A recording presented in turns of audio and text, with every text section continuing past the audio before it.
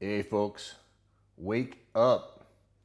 This is Wake Up with Mark Joyner, episode number 82, and this is day 6 of the Superhuman 7-Day Challenge. And today we will talk about callousing one's mind.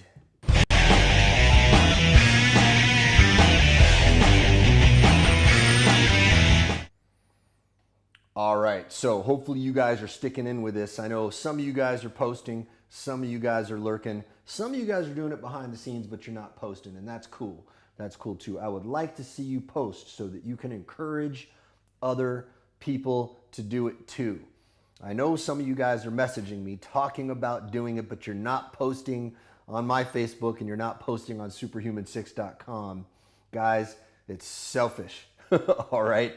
Inspire other people around you. It's a good thing. So many of us, we get into this competitive thing. It's like, I don't want to share this competitive advantage or this edge or this trick with somebody else because it's going to let them do better than I have done, right? I think that's a terrible way to go through things. Why? It lowers everybody's standards, all right? Let's share the knowledge with each other, and then maybe they're going to share something with you, and then maybe together we will reach greater and greater heights. All right, now that is not the topic of the day. The topic of the day is the notion of callousing one's mind. I've been listening a lot lately to David Goggins. David Goggins is this dude who, like me, had a bit of a tumultuous, rough upbringing. And then he went on to the military, but this dude went on and he became a Navy SEAL. Not only did he become a Navy SEAL, he went in and he actually crossed over and did Army Ranger School. All right, so to graduate from BUDS and to graduate from Ranger School and to do all of the ultra marathon work that this guy does, and to do it through the circumstances that he has had to go through. I mean, this guy has trained through injuries, like he's had broken legs and just, so many different problems that this guy has had to push through, but still he achieved all these things. He's an absolutely amazing guy. And listening to him and learning from him is extremely valuable. I try to expose myself to people who are living up on that higher standard of life, a higher standard of life than I've experienced. These guys have pushed themselves harder than I have. I don't know what I would do if I were in Hell Week in BUDS. Okay, Hell Week, if you don't know about it, Google it, check it out. These guys, it's the third week of BUDS training. BUDS is a 6-month course that prepares you to be a Navy SEAL. Only about 20-25% of the dudes who start end up actually graduating. Most people quit. Some people get kicked out on medicals. Some people get kicked out because they fail to meet a particular standard. All right, now the first 2 weeks, they physically break you down, especially that first week. They break you down really hard. Second week is a little bit easier, still tough physically, but they aren't pushing you as hard as they did in the first week. But then on third week, so they call it is 2 weeks in a long day, because that third week is basically you staying up for 6 days straight. Now, they might give you an hour of sleep a day during that thing. Now, the one respite that you get in the whole thing is that they feed you tons of food so that you can be fueled up. But here's the thing, getting by on 1 hour of sleep a night with the physical exertion that they're pushing you through, man, at the end of 6 days, you're starting to lose your mind a little bit.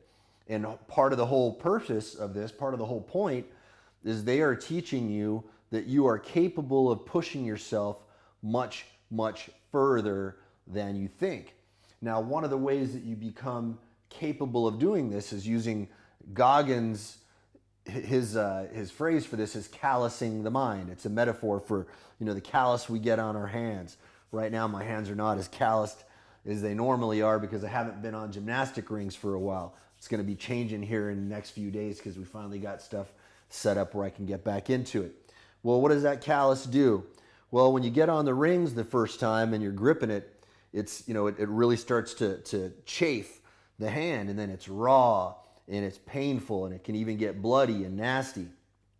Then over time, you develop a callus there, and then that callus You know, it sort of it toughens that skin so that when you grip those rings and you're doing all the work that you're doing, it's not making you bloody and raw anymore, right? It's you know, it's protecting the hand. Well, the notion of the calloused mind is developing the mind to a point where you have experienced so much hardship that whenever hardship comes again, you can deal with it just fine because your mind has been calloused over by the difficult experiences that you have gone through up to this point. So guys like Goggins, they seek out challenge. They want to actually put themselves in extremely demanding situations that push them to the limits of what they're capable of, not just because of what it does to their body, but primarily because of what it does to your mind, because of the callousing effect on the mind. And most of us in this day and age, in the wussification that is going on in the world right now, we don't think like that. We want to seek out comfort. In fact, even the term callous is even used as a pejorative to refer to people who are heartless and unconcerned, right? It's kind of it's interesting how that, you know, has a pejorative connotation in modern parlance. I mean, to me, language is fascinating. It is a tell often of what is going on in culture. You know, is that related to the fact, you know, that people are kind of wussifying themselves in today's day and age? I don't know, possibly, but it's interesting to observe nonetheless. Now, most of us don't want to do this. We don't want to do it at all. Why? Because we don't see any point in putting ourselves through the suffering. Why would you make yourself suffer for the sole purpose of being able to suffer more greatly later on? What is the purpose of that? Well, here's the purpose. The purpose is the suffering is going to come to you no matter what. You can hide from it. You can put yourself in a little cocoon. You can wrap yourself in a bubble. You can nerf the world. One way or another, the universe is going to figure out how to make you suffer. I think that's the way the universe is designed. Now think about it. If you've been living your life that way, if you've been living a life of comfort, avoiding challenges, avoiding difficulties, has that not shown up in your life in other forms of suffering? Because that other dude who was tougher than you was able to get the girl. All right? That's why. That's why. Because you wussified yourself. It's going to show up in the form of you getting illness. You're going to get, if you can't just sit around and live a life of comfort and ease and have it not manifest an illness in your body at some point, you are going to become weak and frailty, and that weakness and frailty is going to get so extreme that you aren't going to be able to do the normal day-to-day stuff that keeps you comfortable. That's what happens. It's just a natural process of life. So instead of doing that, instead of allowing the pain to come chase you down, a completely different orientation to this thing is to chase the pain down yourself. Experience it on your terms. Another thing that the Navy SEALs like to say, I didn't know that they said this until I started, digging deeper into their whole culture and their ethos. I've always had this saying where I say, well, you pay now or you pay later. It turns out that's a SEAL thing. They say that too. I love that. I should have joined the SEALs. I love that culture that those guys have built. And it makes perfect sense. Think about it. You're going to pay the suffering now, or you're going to pay in suffering later. Pay for the suffering now on your terms. That calluses your mind. And then when the suffering comes in the future, you are going to better be able to handle it. Now, why is it important to be able to handle it? Well, one, it's going to suck less. All right? It's actually going to suck less because you chose to experience suck on your own terms. And two, it means you're going to be able to push yourself harder to get the things that you really want. There are probably some things that you really, really, really want in life that you have convinced yourself you cannot have. And the only thing stopping you from getting it is you pushing yourself past that comfort zone, past that limit. All right, there are days where I don't want to do stuff. I don't always succeed in pushing myself as hard as I would like to. When I don't, I feel terrible about myself. Why? Because I know that I could have done better. I pussed out, okay? Pardon me if that language offends anybody, but that's the reality. That's the reality of it. And maybe that's an anti-feminist metaphor. I apologize for that if that offends any women. I'm talking about men, I'm talking about women, I'm talking about everybody. We're all in this boat together, all right? That's what I'm talking about. Now, on the days where I do push myself, where I'm like, man, I really don't feel like getting up and doing my morning routine right now. I don't wanna, but I'm gonna. That's one thing I tell myself all the time. I say that, I get up and I go do it. And then sometimes my body's so sore from workouts that I'm like, man, I need a recovery day. I don't want to do the work that my company requires me to do. I don't have to be accountable to anybody. I don't have a boss, but I'm accountable to my team. They know whether or not I'm pushing myself. They can tell. They can see the results. So on the days that I don't want to do it, that's when it's even more important to push myself, because that further calluses the mind. What that means is the next day I have a bad day where my body is sore, where I'm experiencing DOMS, delayed onset muscle soreness, because my trainers are kicking my ass really hard.